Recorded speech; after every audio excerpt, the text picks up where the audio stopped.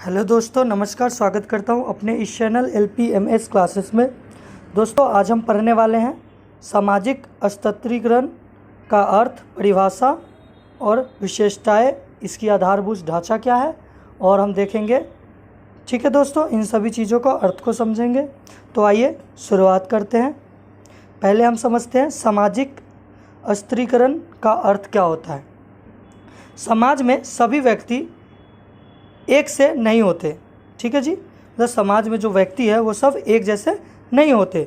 उनमें अनेक जैविक और सामाजिक भेद होते हैं। ठीक है जी, अनेक प्रकार की, मतलब हर व्यक्ति अलग अलग तरीके का होता है। ठीक है जी, ये भेद कामोवेश जो होता है सभी समाजों में देखने को मिलते हैं। आदिम समाज सरल होते हैं, उनमें सामाजिक और सांस्कृतिक भेद कम होती है। ऐसे समाजों में व्यक्ति की सामाजिक स्थिति और उनके कार्यों का निर्धारण प्रधानतः जैविक तत्वों जैसे कि आयु, लिंग, शारीरिक एवं मानसिक क्षमता के रूप की होती है। इसके विपरीत आधुनिक समाज जटिल होती है। ठीक है जी, तो इन प्रकार से इन सभी लोग में मतलब भेद होती है। ठीक है जी, जैसे वो आयु, लिंग है ना जी, उसके बाद मतलब किस आयु के हैं वो, ठीक है जी, किस लिंग के हैं, उसके बाद शारीरिक एवं मानसिक क्षमता क्या है। ठीक है जी, उसमें श्रम विभाजन विशेषीकरण पर आधारित होता है। व्यक्ति की समाज में स्थिति जैविक तत्वों पर कम और सामाजिक भेदों पर अधिक निर्भर करती है। तकनीकी ज्ञान, शिक्षा, व्यवसाय एवं आर्थिक स्थिति आधुनिक समाजों में सामाजिक भेद के मुख्य आधार हैं।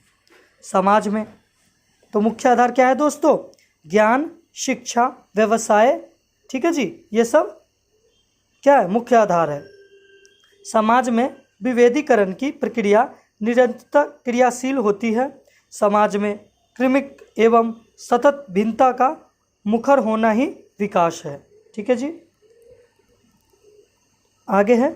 दूसरे शब्दों में सामाजिक अस्तित्वीकरण समाज का बहुत कुछ अस्थायी समूहों एवं श्रेणियों जो उच्च व निम्न के बोध में परस्पर आबद्ध होते हैं में विभाजन है।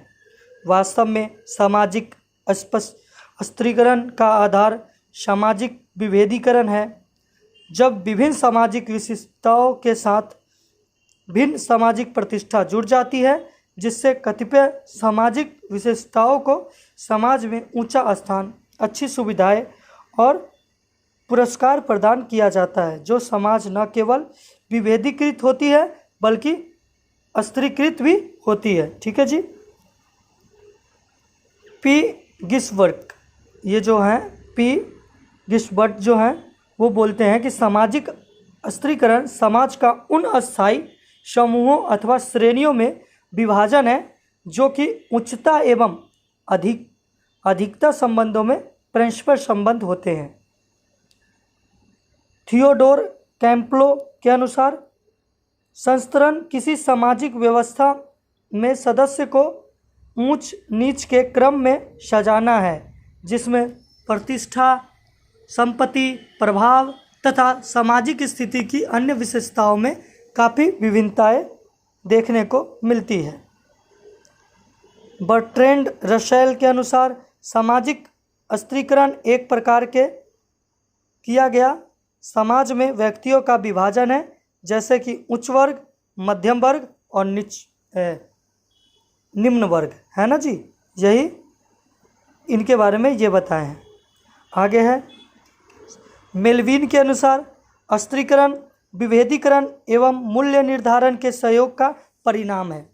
वास्तव में अस्तित्वीकरण का किसी भी व्यवस्था के कार्य में परिणत होने के लिए कम से कम 4 मुख्य प्रक्रियाएं हैं: विभेदीकरण, श्रेणीकरण, मूल्यांकन और पुरस्कार।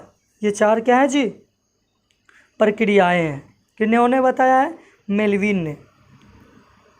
सल्फाट पार्सन अस्तित्वीकरण की व्याख्या करते हुए लिखते हैं कि मानवीय व्यक्तियों के विभेदी वर्ग को एक विशेष सामाजिक व्यवस्था का निर्माण करते हैं।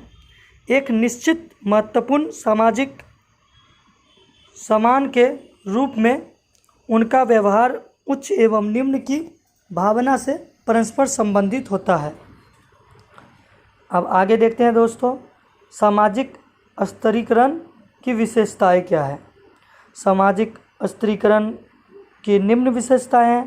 पहली, सार्वभौमिकता। प्रत्येक समाज में किसी न किसी रूप में स्तरीकरण आवश्यक ही पाया जाता है। दूसरा, सामाजिक मूल्यांकन। सामाजिक स्तरीकरण में समाज का वर्गीकरण कार्य व पद के आधार पर किया जाता है, किंतु समाज का प्रत्येक वर्ग किसी व्यक्ति को अपने में मिलाने से पूर्व वह अच्छी तरह देख लेता है कि वह व्यक्ति उस वर्ग के योग्य है या नहीं। इस प्रकार की योग्यता परीक्षण को सामाजिक मूल्यांकन कहा जाता है। तीसरा है कार्यों की प्रधानता। सामाजिक स्तरीकरण की मुख्य विशेषता यह है कि इनमें कार्यों को महत्व दिया जाता है। ठीक है जी। चौथा है निरंतरता। सामाजिक स्तरीकरण एक निरंतर चलने वाली प्रक्रिया है। पाँचवा, स्थायित्व। समाज का विभाजन स्तरीकरण के आधार पर ही होता है, जिसमें अस्थायित्व पाया जाता है। 6 में उच्चता एवं निम्न। सामाजिक स्तरीकरण में जो भी विभाजन समाज का होता है उसमें उच्च एवं निम्नता को आधार माना जाता है। अब आगे देखते हैं दोस्तों, विशेषताएं हमने देख लिया।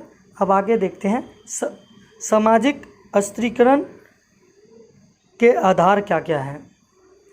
समाज में समूहों एवं उनके भिन्न स्तरों के अध्ययन में समाज शास्त्री विभिन्न संरचनात्मक इकाइयों का प्रयोग करते हैं। इन संरचनात्मक इकाइयों में जाति, वर्ग, अभिजात समूह तथा व्यवसायिक एवं पेशेजन्य श्रेणी प्रमुख है। समाज में विभिन्न समूहों के बीच श्रेणी अथवा स्तर के निर्धारण में भूमि अथवा स्थिति को इकाई के रूप में लिया जाता है। समाज में स्थितियों एवं भूमिकाओं का श्रेणीकरण मनमाने ढंग से नहीं होता, बल्कि निश्चय मूल्यों एवं मानदंडों के आधार पर होता है। ये मूल्य आम समिति या वैचारिक साम्राज्य पर आधारित होते हैं। समाज के स्तरीकरण में जाति, वर्ग एवं शक्ति की महत्वपूर्ण भूमिका है। 1 में आयु। कुछ समाजों में सामाजिक स्थिति प्रदान करने में आयु को विशेष महत्व प्रदान किया जाता है। हमारे देश के अधिक आयु के लोगों को अधिक मान सम्मान किया जाता है। दूसरा, लिंग भेद की सामाजिक स्तरीकरण का एक आधार है। विभिन्न समाजों में लिंग भेद के आधार पर भी स्तरीकरण पाया जाता है। यह स्तरीकरण संभवतः सबसे प्राचीन एवं सरल स्तरीकरण है। लिंग के आधार पर स्थिति व कार्यों का विभाजन किया जाता है। 3 में प्रजातीयता के आधार पर स्तरीकरण प्रजाति के आधार पर भी किया जाता है। 4 में आध्यात्मिकता के आधार पर समाज में जो व्यक्ति आध्यात्मिक दृष्टि से ऊंचे उठ जाते हैं उनका समाज में विशेष स्थान होता है। ऐसे व्यक्तियों की आयु, जाति तथा आर्थिक स्थिति पर विचार नहीं किया जाता है। 5 में संपत्ति के आधार पर भी स्तरीकरण किया जाता है। जिस व्यक्ति के पास अधिक धन संपत्ति होता है उसे समाज में अधिक प्रतिष्ठा प्राप्त होती है। 6 में जन्म के आधार पर स्तरीकरण। जन्म के आधार पर भी उच्चता व निम्नता के आधार प्रदान किए जाते हैं। जाति प्रथा इस उदाहरण है। 7 में रक्त संबंधों के आधार पर स्तरीकरण। इस संबंध के आधार पर भी समाज स्तरीकरण किया जाता है। जो व्यक्ति ऐसे पुरुषों की संतान होते हैं जिन्होंने सद्गुणों द्वारा समाज में सम्मान एवं प्रतिष्ठा प्राप्त की, वे रक्त संबंधों के कारण ही समाज में प्रतिष्ठा प्राप्त करते हैं तथा उनको उच्च स्थिति प्रदान की जाती है। 8 में धार्मिक योग्यता। आदिम समाजों और उन समाजों में जहाँ पर जातिगत स्तर पाया जाता है। सामाजिक योग्यताएं सामाजिक स्थिति का निर्धारण करने में महत्वपूर्ण है। 9 में सामाजिक एवं बौद्धिक योग्यता।